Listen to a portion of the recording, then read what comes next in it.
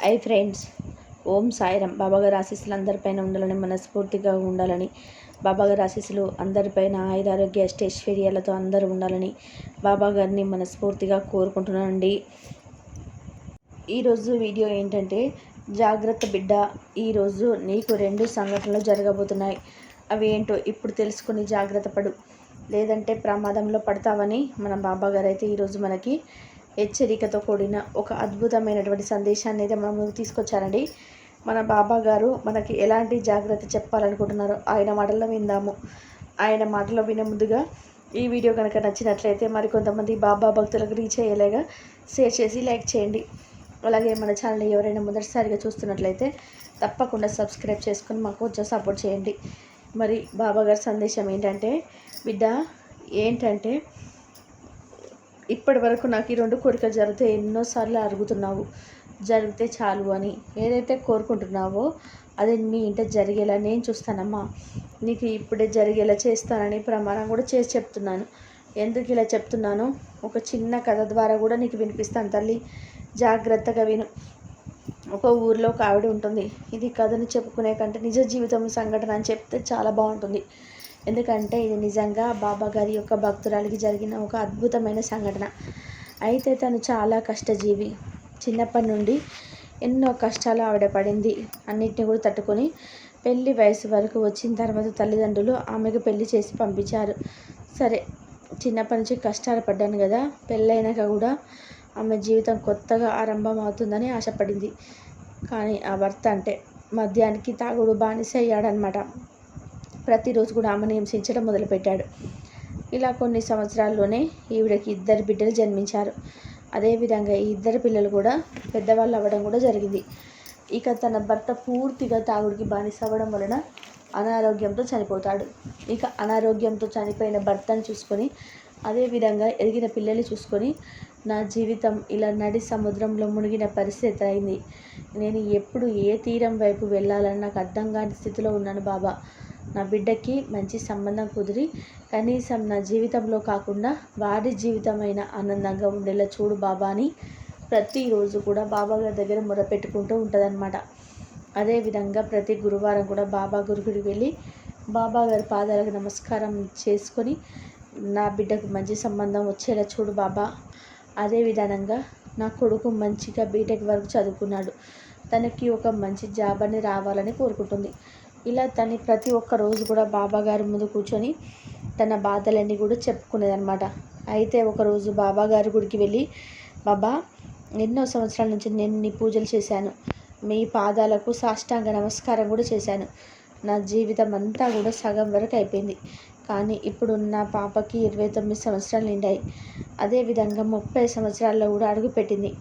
30 సంవత్సరాలు వచ్చినా కూడా పెళ్ళి కావటం లేదు. తనకు ఏ జాతక దోషం ఉందో అని అందరూ కూడా చెప్పుకోవడం మొదలుపెట్టారు.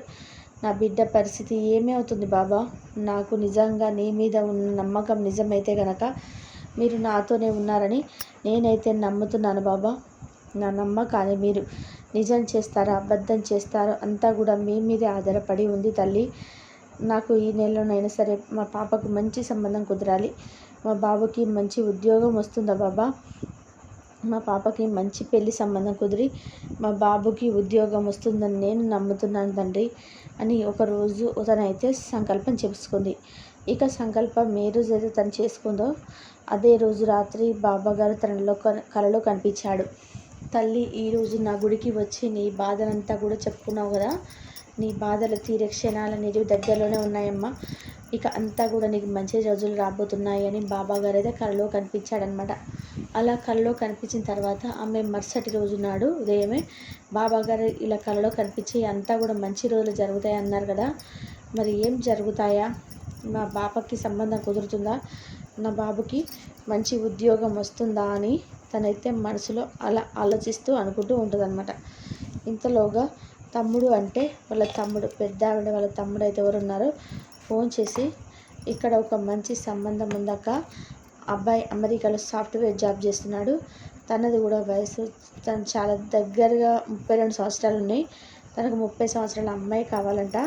అమ్మాయి కూడా బీటెక్ చదివిన అమ్మాయి కావాలంటే మన అమ్మాయి అయితే సరిపోతుందని ఫోన్లో అయితే వాళ్ళకి ఆ పెద్ద ఆవిడ వాళ్ళకి తమ్ముడికైతే చెప్తుందనమాట. ఆ అమ్మాయి కూడా అతనికి బాగా నచ్చిందని చెప్పారు.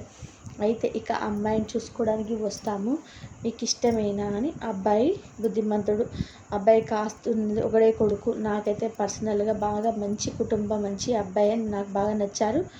ఇక నువ్వు తల్లిగా నీ ఇష్టం అక్క, నువ్వు ఆలోచించుకొని ఏదైతే చెప్తే ఆ నిర్ణయమే ముందుకు వెళ్తాము అని చెప్తాడనమాట. అలా చెప్పిన తర్వాత ఈయన ఇంతకంటే నాకేం కావాలి, అమ్మాయి పెళ్ళి అవ్వడమే కదా నాకు ముఖ్యం అని వాళ్ళంటే అమ్మాయి చెప్తుంది. వాళ్ళు మంచి రోజు చూసుకొని వస్తారు. అయితే వచ్చిన తర్వాత అమ్మాయిని చూసుకుంటారు, అమ్మాయి నచ్చుతుంది. ఇక మంచిగా ముహూర్తాలు ఖాయం చేసుకుంటారు.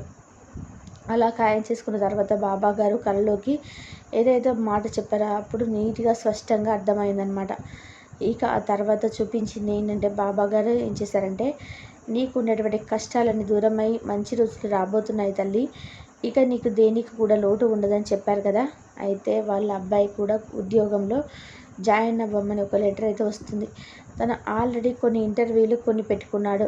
ఆ ఇంటర్వ్యూలో ఒక మంచి పెద్ద పెద్ద కంపెనీలో అబ్బాయికి సాఫ్ట్వేర్ జాబ్ వచ్చి అసలు సమయం లేదు, వెంటనే జాయిన్ అయిపోవాలి అని చెప్పి లెటర్ వస్తుందన్నమాట. ఈ విధంగా అబ్బాయి ఇంటర్వ్యూకి అటెండ్ అవుతాడు, సెలెక్ట్ అవుతాడు.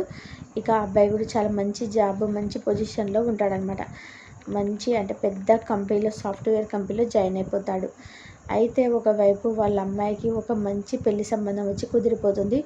ఇంకొక వైపు వాళ్ళ అబ్బాయి కూడా ఒక మంచి ఉద్యోగం అయితే వస్తుంది కదా.